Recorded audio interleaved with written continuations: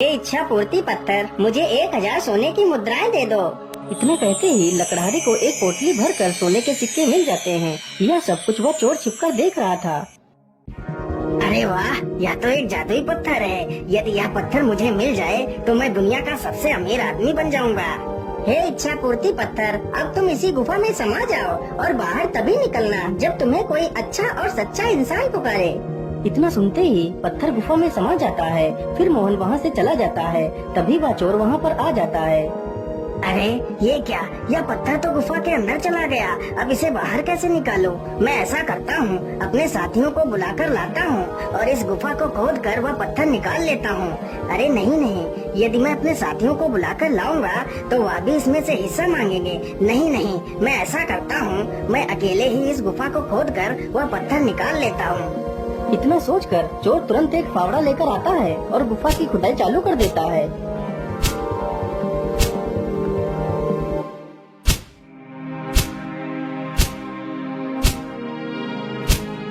अरे बाप रे बाप, यह गुफा अकेले खोदना तो मेरे बस की बात नहीं है। मुझे कुछ ना कुछ तो युक्ति लगानी ही पड़ेगी। क्या करूं? हाँ, ये ठीक रहेगा। इतना सोचकर चोर तुरंत वहाँ से चला जाता है।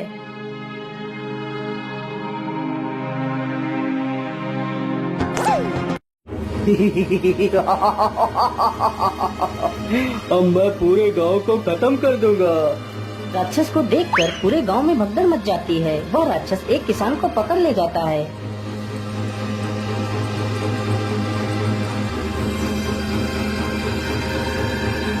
अरे ओ किसान, तुझे मार दूं या फिर तू जिंदा रहना चाहता है?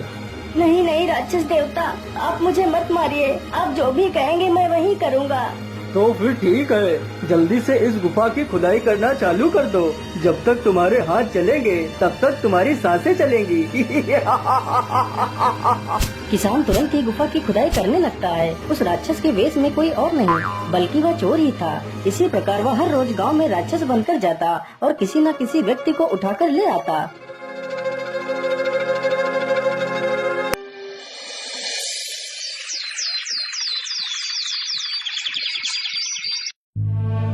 अरे मुखिया जी, यदि ऐसे ही रहा तो जल्दी ही हमारा गांव शमशान बन जाएगा। हमें कुछ ना कुछ तो करना ही पड़ेगा। इस राक्षस को तो खत्म ही करना पड़ेगा। हाँ मोबिया, तुम बिल्कुल ठीक कहते हो। हमें इसका कोई ना कोई हल तो निकालना ही होगा। चलो हम पहाड़ी वाले साधु बाबा के पास चलते हैं। वह जरूर हमारी मदद करेंगे। बाबा, आंखें खोलिए बाबा, हमारी मदद करिए बाबा। आप लोग कौन हैं और आप लोगों को क्या मदद चाहिए? फिर सारे गांव वाले उस साधु को सारी कहानी सुनाते हैं। आप लोग चिंता न करिए, वह राक्षस तुम्हारा कुछ नहीं बिगाड़ पाएगा। फिर साधु अपनी शक्ति से कुछ लाल रंग का पाउडर मंगवाता है। ये लीजिए मिर्ची पाउडर, और जब वह राक्षस तुम्हारे गांव में आए तो उसकी आंखों में ये पाउडर डाल देना। फिर वह राक्षस अपने वास्तविक रूप में आ जाएगा। फिर तुम लोग उसे आसानी से मजा चखा सकते हो। फिर सारे लोग साधु से मिर्ची पाउडर लेकर चले जाते हैं। जैसे ही रात होती है वह चोर फिर से राक्षस बनकर आता है।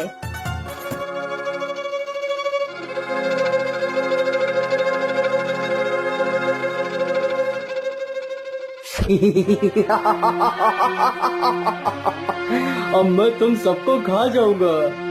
अरे दुष्ट राक्षस, तू हमें खाएगा? ये ले, पहले मिर्ची पाउडर खा।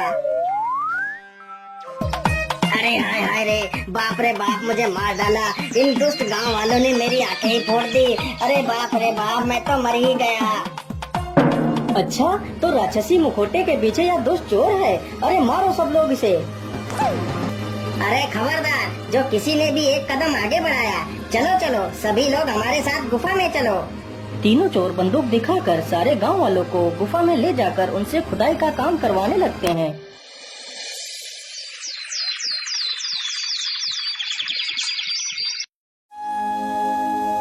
अरे आज गांव में इतनी शांति क्यों है? गांव में तो एक भी आदमी दिखाई नहीं दे रहा। सारे गांव वाले जैसे गांव छोड़कर कहीं चले गए हों। कोई आसपास तो दिखाई भी नहीं दे रहा। क्या करूं, किससे पूछूं? अरे वो रहा आदमी, चलो उससे पूछता हूँ। अरे भाई, इस गांव के सभी लोग कहाँ चले गए हैं? अरे भैया, इस गांव में सिर्फ मैं ही बचा हूँ और बाकी सभी लोगों को वो चोर पकड़कर उस गुफा में ले गए हैं। अरे नहीं नहीं, तो इसका मतलब मेरे माता पिता भी उन चोरों के पास बंदी हैं। चलो चलो, मैं चलकर देखता हूँ। किशन जल्दी से पहाड़ी पर पहुँचता है और छिप कर देखता है। अरे मंगल, तुम चिंता मत करो, बस कुछ ही खुदाई बाकी है, फिर उसके बाद वह इच्छा पूर्ति पत्थर हमारे कब्जे में होगा। हम सभी लोग पूरी दुनिया पर राज करेंगे, राज। हाँ हाँ कल्लू, तुम बिल्कुल ठीक कहते हो। बस कुछ ही दिनों की तो बात है, फिर उसके बाद हमारी तो किस्मत चमकने वाली ही है। अरे ये लोग बार बार किस पत्थर की बात कर रहे हैं? मुझे लगता है ये लोग किसी चमत्कारी पत्थर की बात कर रहे हैं। चलो चलो, मैं साधु बाबा के पास जाता हूँ और उनसे इस चमत्कारी पत्थर के बारे में पूछता हूँ। किशन एक बहुत ही शरीफ तथा ईमानदार लड़का था। किशन बाबा के पास पहुंचकर सारी कहानी बाबा को सुनाता है।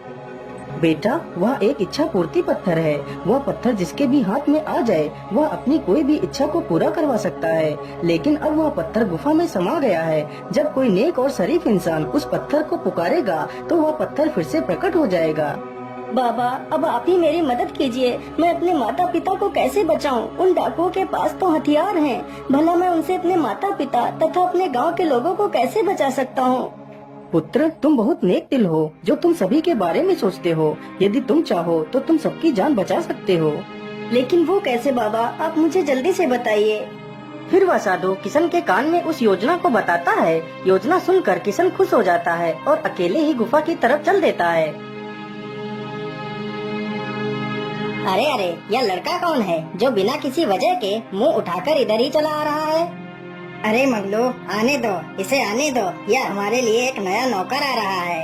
अरे लड़के, कौन है तू और यहाँ पर क्या करने आया है? मेरा नाम किशन है। तुमने मेरे माता पिता को बंदी बनाया है तथा मेरे गांव वालों को भी पकड़ रखा है। उन सभी को छोड़ दो। अच्छा, सबको छोड़ दो? तू है कौन? तू कोई भगवान है जो हम तेरी बात माने?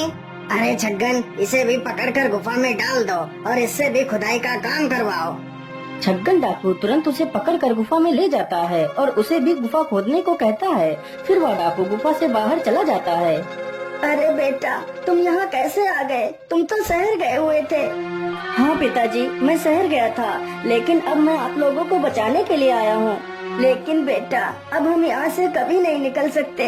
उनके पास बंदूकें हैं, हम उनका कुछ भी नहीं कर सकते बेटा। पिताजी, आप परेशान मत होइए। यदि ईश्वर ने चाहा तो हम सब आज ही गुफा से बाहर जाएंगे। लेकिन बेटा, ये कैसे संभव है? अरे पिताजी, बस आप देखते जाइए मैं क्या करता हूँ। हे इच्छा पूर्ति पत्थर, मैं किशन तुम्हें गुफा से बाहर आने का निवेदन करता हूँ। किशन की यह बात सुनकर पत्थर तुरंत बाहर आ जाता है।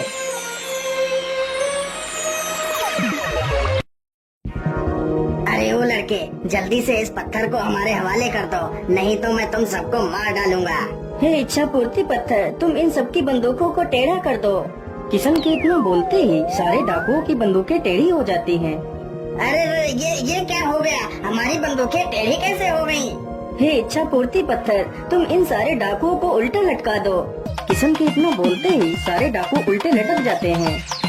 अरे भैया, मुझे छोड़ दो, मुझे मत मारो। मैं तुम्हें इसके बदले बहुत सारा खजाना दे सकता हूँ। मुझे यह पत्थर नहीं चाहिए, तुम ही इस पत्थर को रख लो, मुझे छोड़ दो।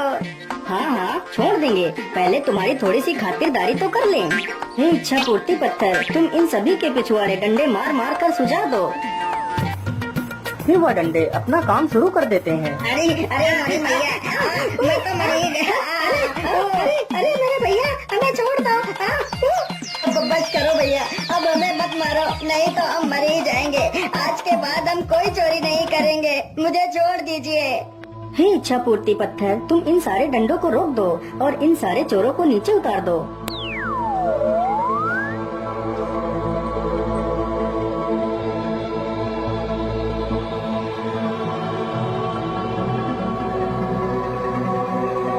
अरे ओ चोरों, आज तो मैं तुम लोगों को छोड़ रहा हूँ। यदि आज के बाद तुम लोगों ने कोई गलत कार्य किया तो मैं तुम सबको छोड़ूंगा नहीं। इतना सुनते ही सारे चोर भाग खड़े होते हैं। हे इच्छा पूर्ति पत्थर, अब तुम अपने सही स्थान पर चले जाओ जहाँ तुम्हें कोई भी ना पा सके।